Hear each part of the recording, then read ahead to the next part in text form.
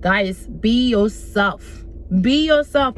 Don't try to change to become somebody you are not, to please, in order to please your employers or your colleagues and stuff like that. Be yourself. Just be yourself. Let them know you as you.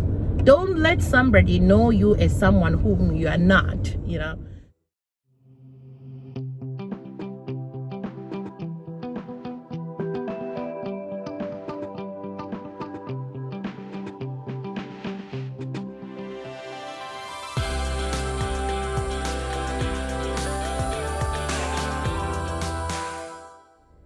Hey guys, welcome back to another episode of the car episodes, and today I'm talking about 5 ways working in China has changed my working style.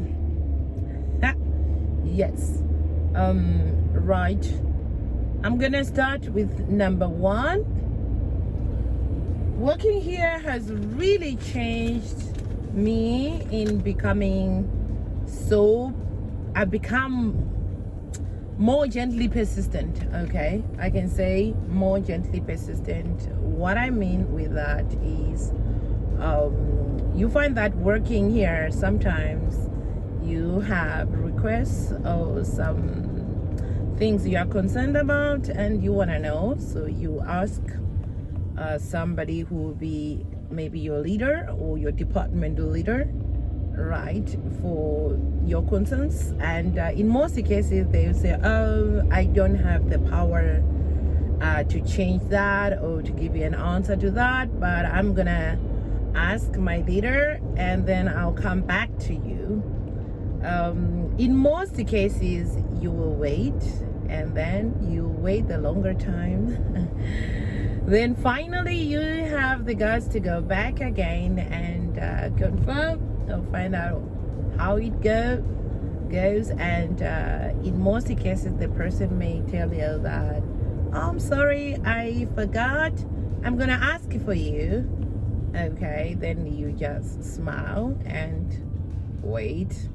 Instead of throwing their table out of the window, you can just maybe wait again, keep yourself together, and after some time you have to be persistent, guys. You have to be persistent on this one, and you'll go there again and the person says, oh yeah, I asked, and well, the person say it's not, they don't have an answer now, or you have to wait, just be patient.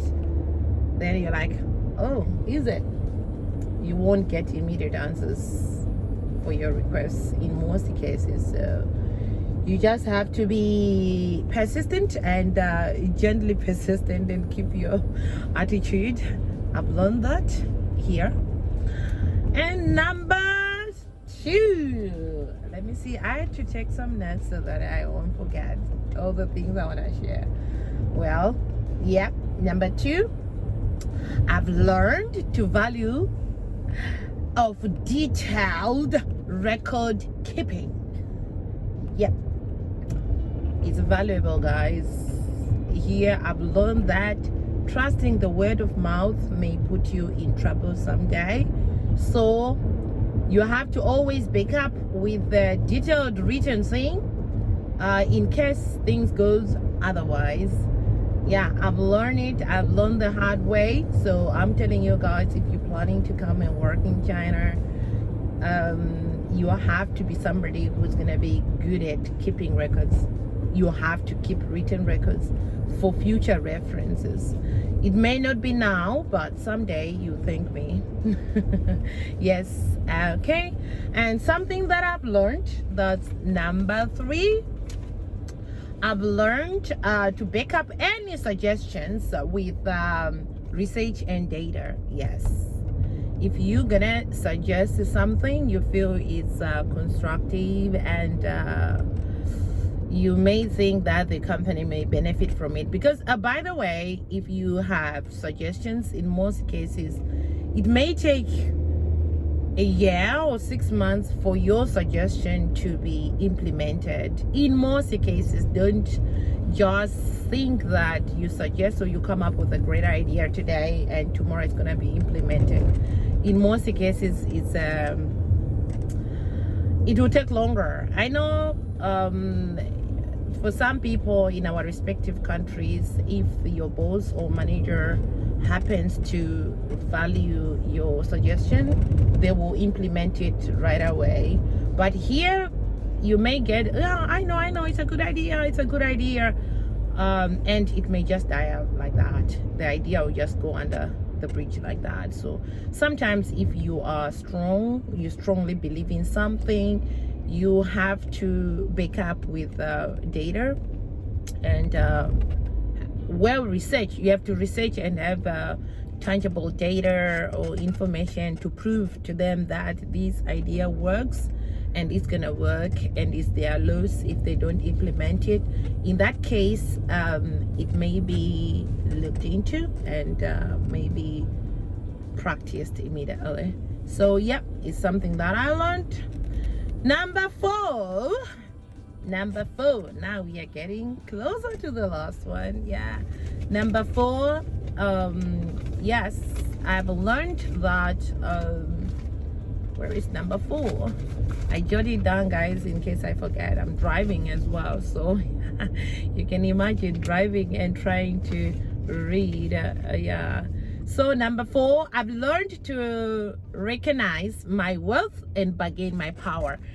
This is I'll probably say this is the best thing that I've learned of all the things that I think are valuable that I learned. But I've learned to value my self-worth and let it be known, guys, because if you don't do that, or if you don't implement or try to show your worth to the company, you may not be treated the way you want or you expect. So sometimes, even when it comes to bargaining for jobs or salaries and stuff like that, you will have to know your worth, guys. First, know your worth. And nobody will believe you by just looking at you or recognizing that you've been here for so and so years and stuff like that. You have to be vocal about it. You have to understand your worth to the company, and you have to understand your importance in the company, right? So for them to realize that you are important. So there are things that I've discovered that some people working here or among the Chinese community that they don't they're not vocal about. Like, for example, OT, that is overtime, right? Working overtime. Most Chinese companies do not pay overtime. Yeah, they don't pay. So workers may work and work and work and work, and then that overtime period or that time they worked is regarded as them doing their job, what they're supposed to do. So you are doing your job, and it's up to you how long you're gonna take for you. You are not paid if you work overtime. But hey, guys, you have to recognize your worth. You don't have to adapt to that scenario. If you work overtime, it has to be paid. And before you sign a contract, make sure there is a clause that states that if you work overtime, how much is gonna pay.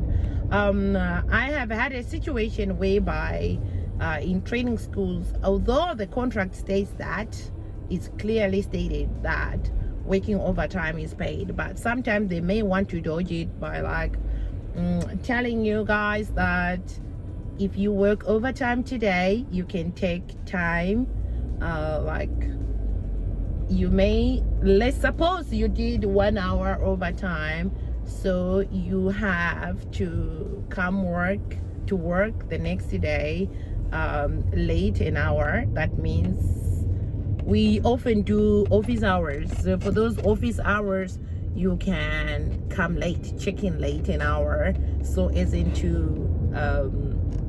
a way of compensating your overtime. So I'm like, no, we don't do that, because in a case like you don't go to work, right, or you ask for leave and you're gonna show up late for office hours, the school will deduct money. They won't ask you to work for an extra for another hour, right, to compensate to that. They will take money. So why is it that when it's an employee who did overtime, they want to compensate it by giving you time off? So yeah, just understand your worth, guys. Understand your worth. If you understand your worth, you're not gonna tolerate that. So you have to be so strong about that. And I've noticed that some people will do things they don't want, but they won't be vocal about it. I don't know. The reason could be maybe fear of being fired or stuff like that. So what if you are fired? Then is it the end of the world? So sometimes if you're not happy with something, if you're not okay with something, you'd rather say. So if you realize how worthy you are, your self-worth, I think you can, you can try to be in a place where you want to be. So yes. And another thing, still talking about what I've learned on self-worth, you know, in other countries we have like, you scratch my back, I scratch yours, right? As in, if I do something for you, I hope that in the future or someday you can remember that when I'm in a scenario similar to that, you can bail me out or something. But I've learned that in China there aren't nothing like that. Yeah, there are nothing like that.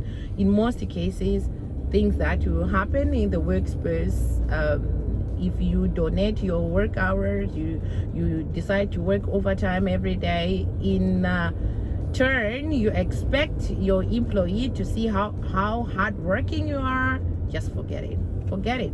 You are just donating those hours or those minutes for free, because nobody is gonna recognize that.